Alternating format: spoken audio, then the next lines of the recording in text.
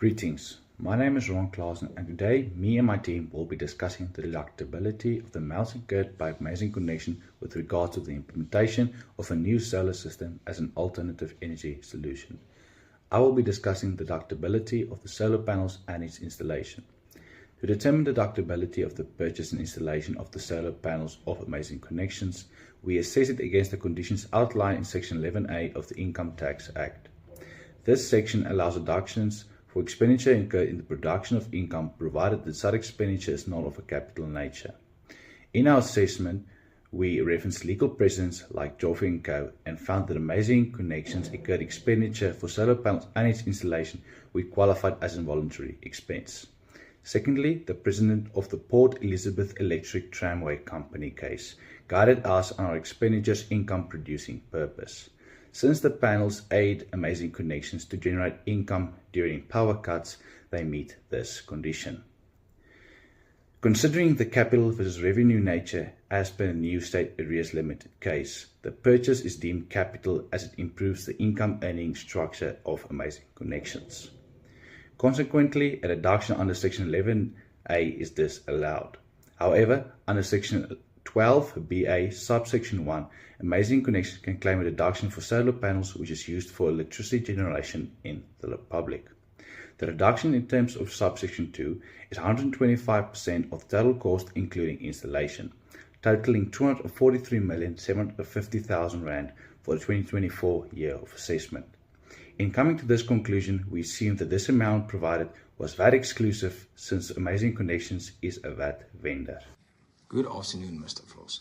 I am here today to present you with an overview of the relevant taxation considerations related to the required balance of the system and the permit necessary for the implementation of Amazing Connections Limited's solar panel system. Firstly, in accordance with IAS 16, paragraph 16 to 17, the cost of an asset includes all expenses necessary to bring the asset to its intended working condition. This encompasses not only the original purchase price, but also the cost associated with site preparation, delivery, handling, and installation. Therefore, it is evident that the cost of the balance of system should be incorporated into the overall cost of the solar panel system. Although the Income Tax Act does not explicitly define the cost of an asset, it can be inferred from various sections that the cost of the balance of system should be included in the total cost of the solar panel system. Furthermore, Section 12BA of the Income Tax Act clarifies that the foundation or supporting structure designed for machinery, plants, implements, utensils, or articles and constructed to be integrated with them is deemed part of the machinery itself. This provision reinforces the inclusion of the balance of system costs in the total asset costs. Section 12BA, paragraph 3 stipulates that the deduction for such assets amounts to 125% of the cost incurred by the taxpayer. The total expenditure of R10 million incurred by Amazing Connection for the balance of system qualifies for a deduction of R12,500,000 in the 2024 year of assessment ending on December 2024. Assuming this amount is exclusive of VAT. Unfortunately, the cost of R750,000 to acquire the permit from the government to install the solar panel system will not qualify for any deduction in the calculation of Amazing Connections taxable income. Thank you for your attention and please feel free to contact me if you have any further questions. Good day, I'm Marshal Torman and I'll be discussing the deductibility of the inspection and feasibility analysis and the maintenance cost for Amazing Connection for the 2024 year of assessment. For inspection cost and feasibility analysis, we will look at Section 11A of the Income Tax Act, since this section deals with expenditure incurred in the production of income, provided that these expenses are not of capital nature. The court case Joffrey v. CIR helps us determine that the cost was indeed a voluntary expense. The court case Port Elizabeth Electric Tramway v. CIR helps us determine that the cost was indeed close to the production of income, since the cost was to determine if the project would be feasible. The court case BPSA v. CSARS helps us to determine that the cost was not used to create solar panels, but rather that the solar panels will help Amazing Connection obtain taxable income through using the asset. Thus, the cost is revenue in nature.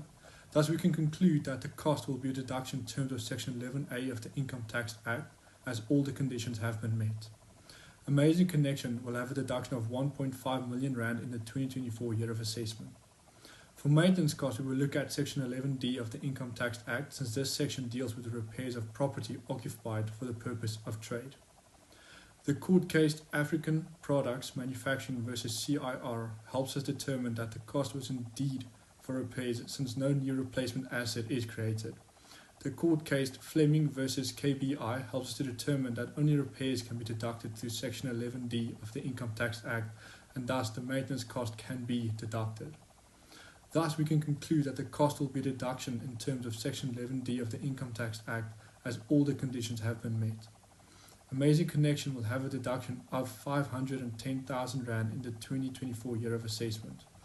We can assume that these amounts are VAT exclusive, since Amazing Connection is a VAT vendor. Upon the implementation of the new system, insurance costs on the solar panels will be incurred, as well as a purchase of the battery power backup.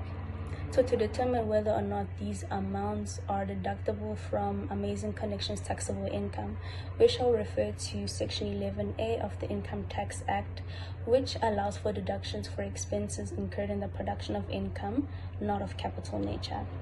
The relevant court cases that provide conditions to be met according to Section 11A are included in the document provided to you, and from all the information that was provided, it can be concluded that the insurance costs are voluntary payments that are actually incurred in the production of income and are not of capital nature. Therefore, 200,000 Rand will be deductible in the 2024 year of assessment and further year of assessments, as the termination date of the insurance is not provided. For the battery power backup, the amount will not be deductible as it is capital in nature. However, it will be qualifying for a Section 11E allowance according to Income Tax Act, which allows for a deduction in the cost of acquiring an asset for use of trade. Therefore, the Section 11E wear and tear allowance will be 322,500 in the 2024 year of assessment, 1,290,000 Rand for the 2025 to 2028 year of assessment, and 967,500 for the 2029 year of assessment.